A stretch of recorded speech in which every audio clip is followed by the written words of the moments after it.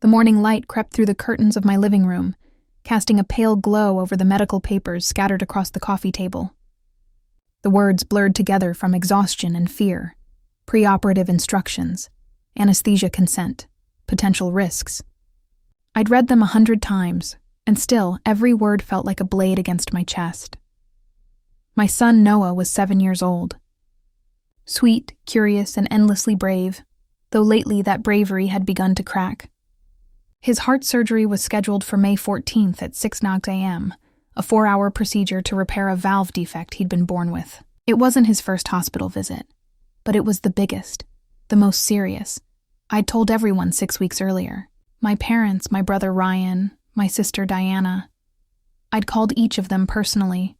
Not a text, not an email, a phone call, the kind that shakes because you're holding back tears.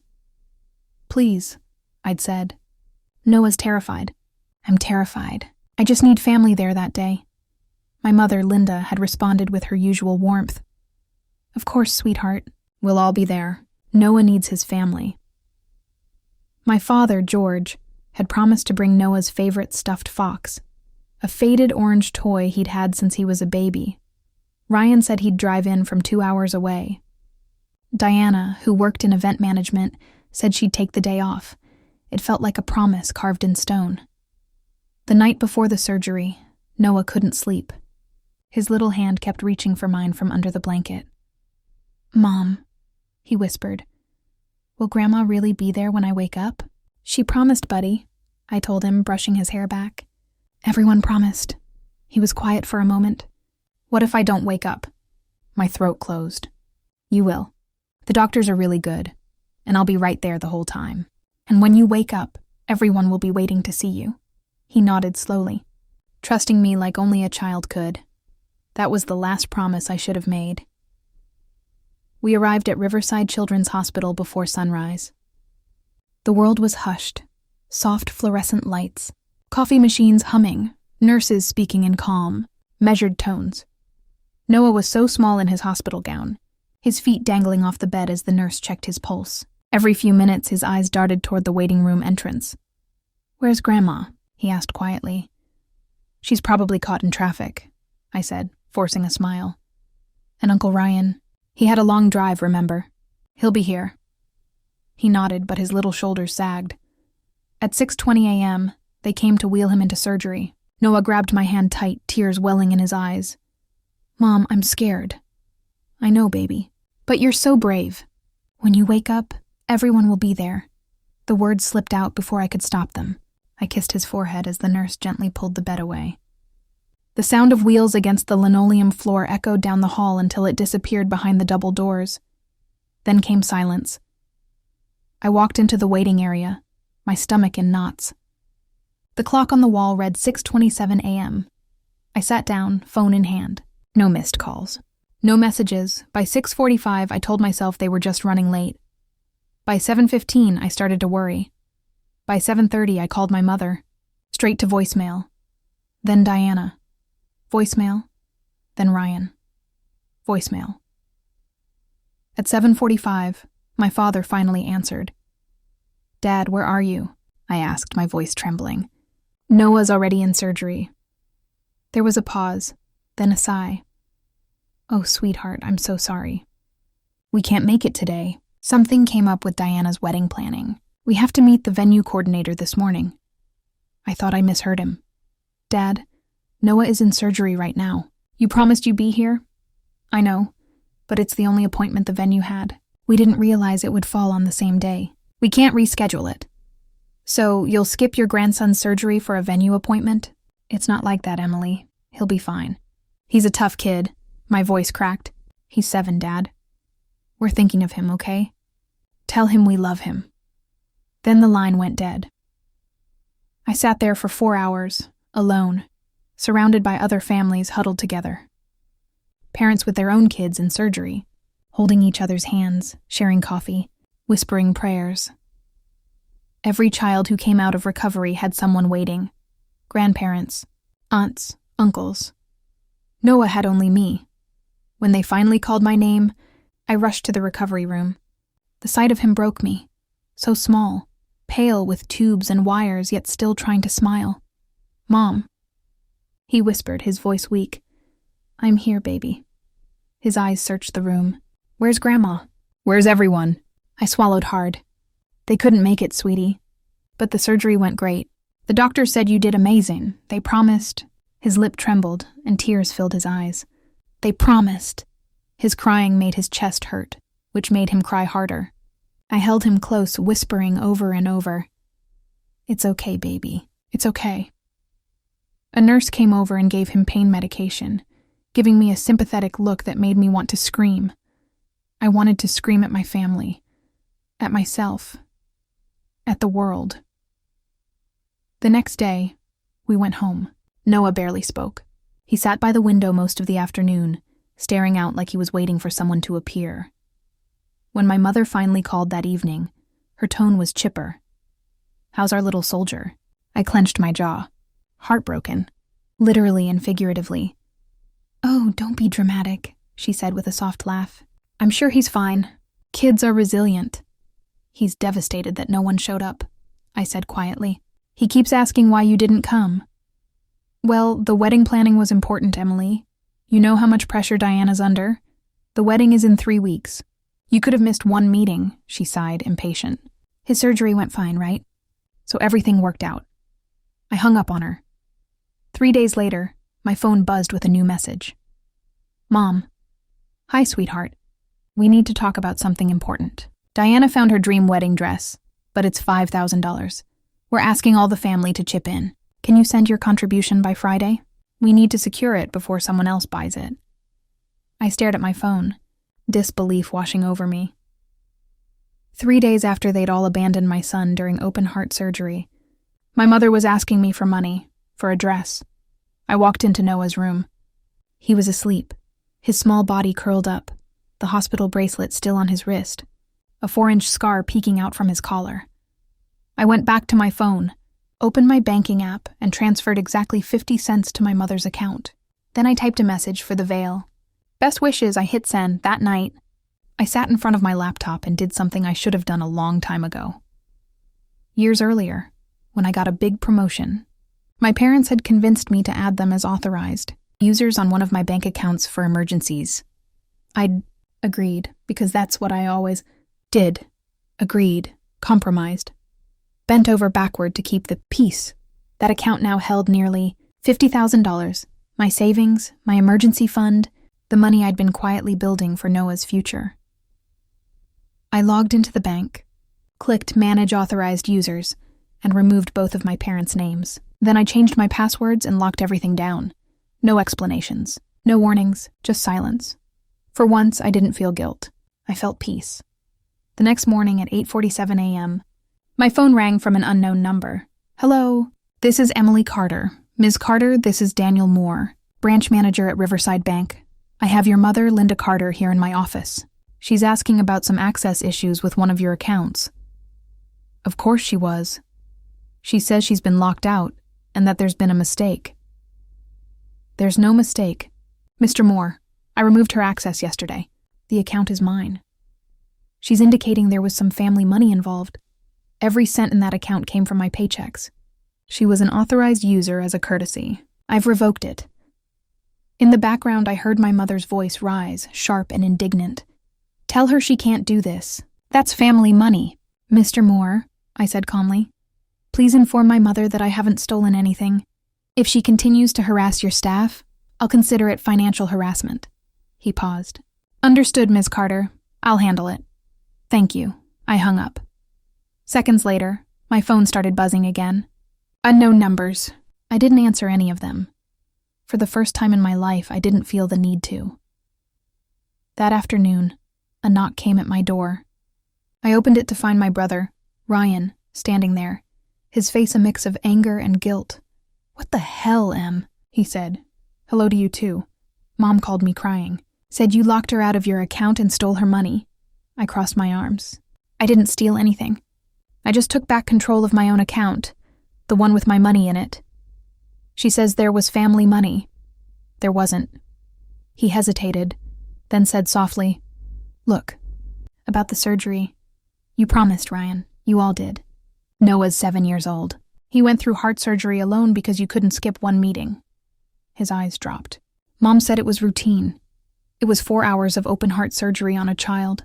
Nothing about that is routine. He rubbed his face. We didn't know it was that serious. I told you. I told everyone. Silence hung heavy between us. So now you're punishing us? He asked. No, Ryan. I'm protecting my son from people who don't care about him. He opened his mouth, closed it, then turned and left without another word. That night, I sat by Noah's bedside watching him sleep. His chest rose and fell slowly, the faint scar visible under his pajamas. I brushed his hair back and whispered, "You'll never have to beg anyone to love you again. Not while I'm here." Outside, rain began to fall against the windows. Soft, steady, cleansing. It was the sound of endings, but also the sound of beginnings. That evening, the world outside my window was gray, the kind of sky that couldn't decide whether to cry or to hold it all in. The quiet in the house felt heavy. Noah was napping on the couch, wrapped in his soft blue blanket, his breathing slow and shallow. I was still reeling from Ryan's visit, his words echoing in my head. You're punishing us. No, I wasn't. But try explaining that to people who only see you as a convenience, not a person. My phone vibrated again. Another unknown number. I turned it face down. Then again. Another call. This time, I silenced it completely. The peace lasted exactly 20 minutes before there was a knock on the door.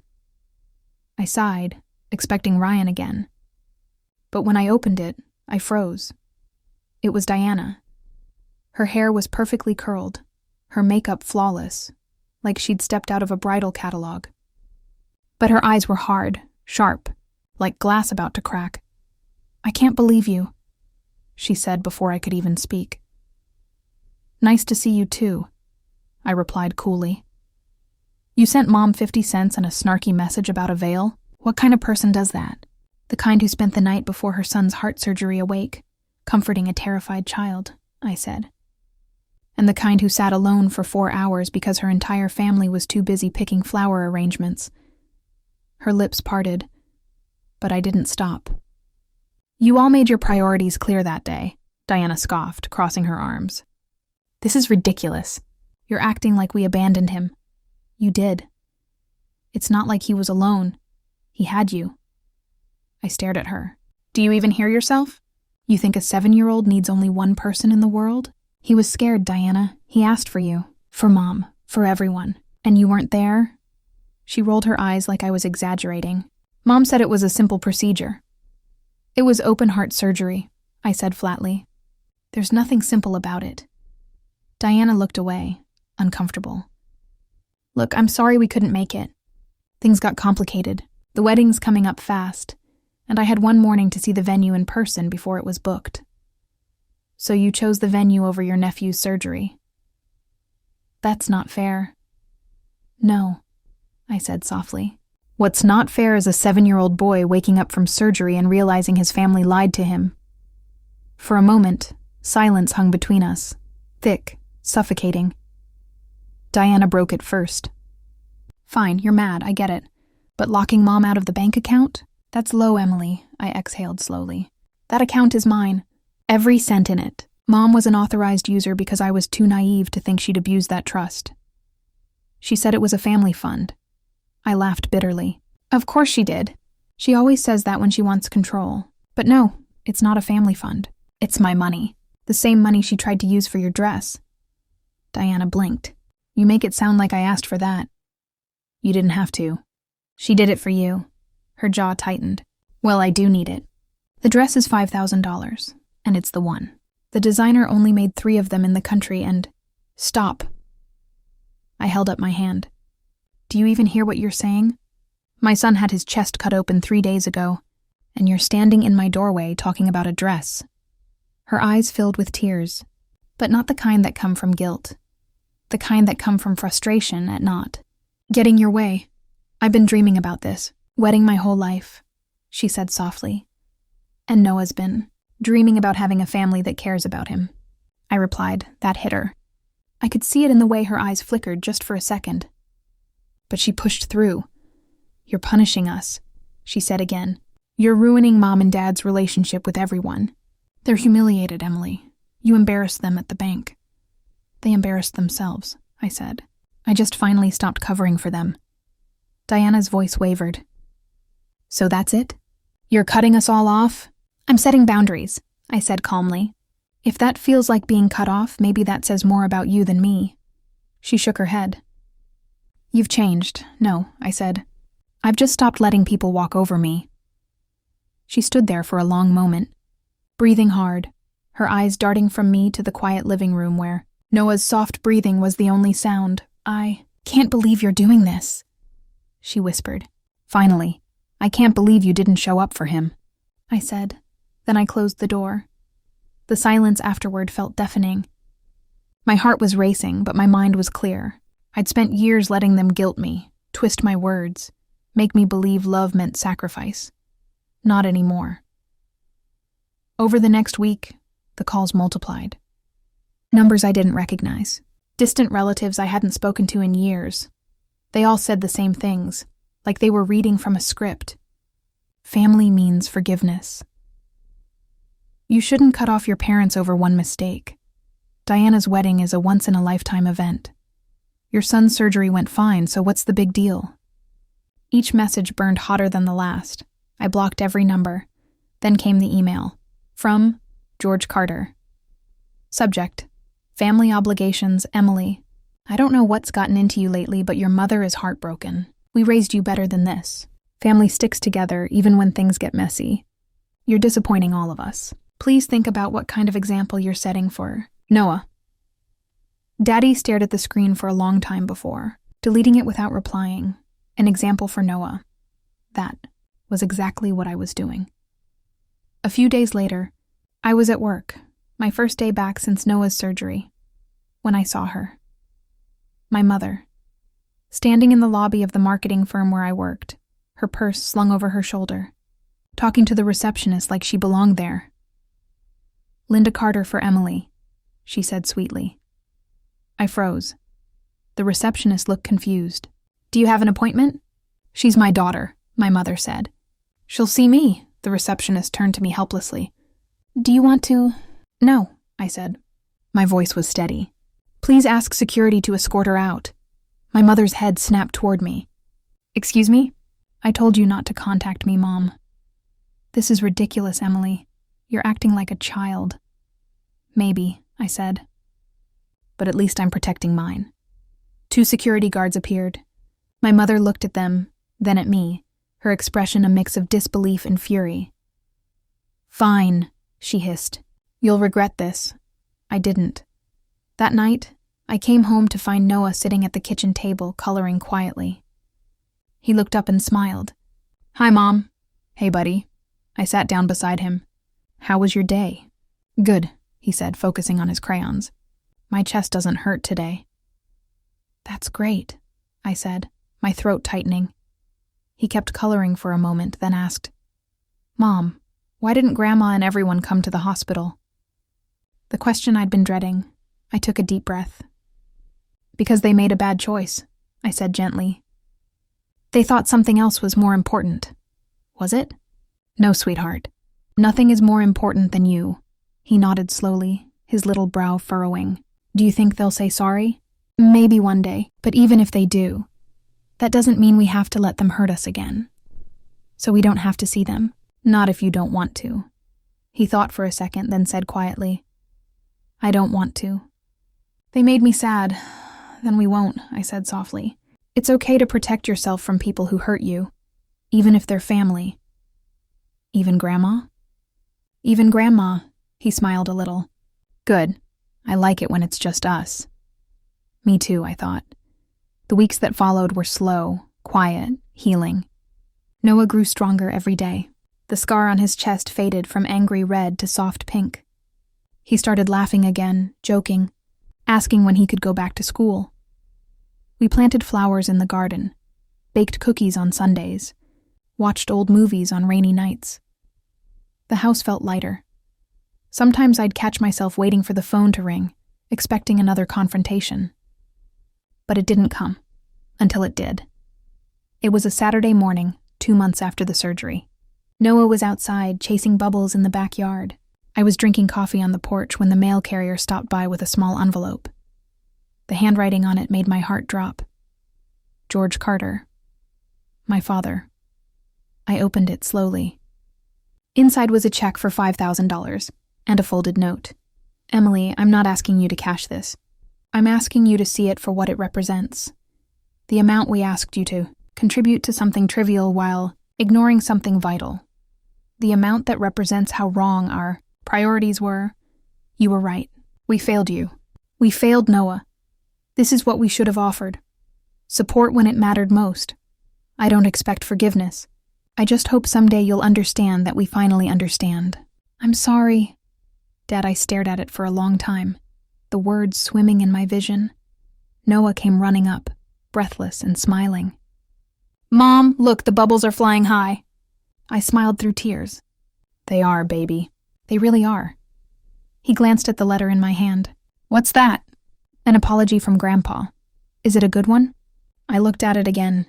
I think so. Does that mean we have to see them? No, sweetheart. It just means he's learning. He nodded. Okay, I'm not ready yet. Then we wait, I said softly. Or we don't. Either way is okay. I slipped the check back into the envelope and placed it in the drawer. Not cashed, but not thrown away. Some things weren't about money.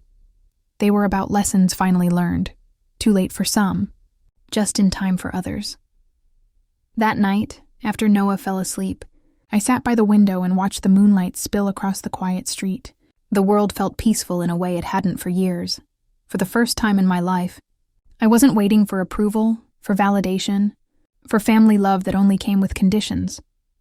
I'd built something new, a small, fierce kind of peace that belonged to just me and my son. And I knew, deep down, that I would never let anyone take that from us again. 6 months had passed since the surgery. The hospital smell that used to haunt my dreams was now just a memory. The beeping machines, the nervous smiles of nurses, the cold, sterile walls, all replaced by sunlight, the sound of Noah's laughter, and the rhythm of our new life. Riverside City had bloomed again after winter, and so had we. Noah had gone back to school, his teachers calling him the bravest kid in class. He was proud of his scar, showing it off to his friends like a badge of courage. And I was proud too, of him, of myself, of the home we'd built out of the ashes of betrayal. Our mornings had a pattern now. Wake up at 7, pancakes or cereal, drop Noah off at school, coffee on the way to work, and every time I passed the mirror before leaving, I barely recognized the woman staring back. The tired, frightened eyes were gone. In their place was calm. The kind that comes from surviving something you thought would destroy you. At work, I'd quietly earned a promotion. My boss called it recognition for steady strength. I called it finally being seen. My coworkers started seeking me out for advice, and I found myself smiling more, laughing even. The world hadn't changed much, but I had, and that made all the difference. It was a Thursday evening when I got the message that would reopen old wounds. Not painfully, but like pressing gently on a scar to see if it still hurt. It came from Diana. Hey, Em. I know you don't owe me anything, but I wanted you to know the wedding's off. I called it off myself. You were right, about a lot of things. About Mom, about priorities. I'm trying to figure out who I am when I'm not trying to please everyone. I miss you. I miss Noah. If you ever want to talk, I'll be here. I read it twice. My heart heavy and soft all at once. Diana, the sister who once stood at my door defending her wedding dress, had finally seen what I had tried so hard to explain. But this time, I didn't rush to reply. I didn't let guilt drive me. Instead, I took a walk. The air smelled like rain and new beginnings. When I finally came back, I typed a single sentence. I'm glad you're learning, Diana. Take your time. We're okay here. No anger. No bitterness. Just truth. And for the first time, I believed it. Some nights were still hard. Sometimes I'd wake up from a dream, the sound of hospital monitors beeping, and find myself gripping the sheets, my heart pounding. But I had learned to breathe through it, to remind myself, that's over. He's safe. Noah would sometimes ask about Grandma or Grandpa, not often, just in passing. Do they still think we're bad? He asked one night while brushing his teeth. No, I said. They're just learning too slowly. He nodded thoughtfully, like he understood more than most adults. It's okay. I don't want to be mad forever, I smiled. That's good, sweetheart. Being mad forever is too heavy. He grinned, showing off a missing tooth. Then I'll just be happy forever instead. I kissed his forehead. That's even better. A few weeks later, I found myself writing something I didn't plan to. A letter to my mother. Not to send. Just to release. Mom, you taught me how to cook, how to save, how to be polite even when it hurt. But you never taught me how to say no. You made me believe love was earned through sacrifice, that my worth depended on how much I gave up for others. But now I know better. Love that demands silence isn't love at all. You missed Noah's surgery, Mom. You missed your moment to show him what real family looks like. I hope someday you realize what that cost. I forgive you, but I won't forget. Because forgetting means I'd do it again, and I won't. When I finished, I folded the paper and tucked it inside my journal. I didn't need her to read it. I just needed to write it. That was enough. One evening in late spring, I was watching Noah at his soccer practice. The field was buzzing with energy. Parents cheering, kids chasing the ball, the smell of fresh grass in the air. He looked up and waved at me, his smile wide, his scar peeking out from under his t-shirt collar. I waved back, and for a moment, everything slowed down. The laughter, the sunlight, the feeling of being exactly where I needed to be. I remembered the hospital, the loneliness, the way my hands had trembled when the surgeon came out to speak to me. And then I remembered this, the laughter, the wind, my son alive and unafraid. That's what mattered. After practice, as we walked home hand in hand, Noah said, Mom, do you think our family will ever come back? I thought about it for a while before answering. Maybe. But if they do, it'll have to be different, healthier. What's healthier? Like, when people love you without making you smaller. He smiled. Then I only want healthy people. I laughed softly. That's a good rule. That night, as I tucked him into bed, he whispered, Mom, I'm glad you didn't give up on me.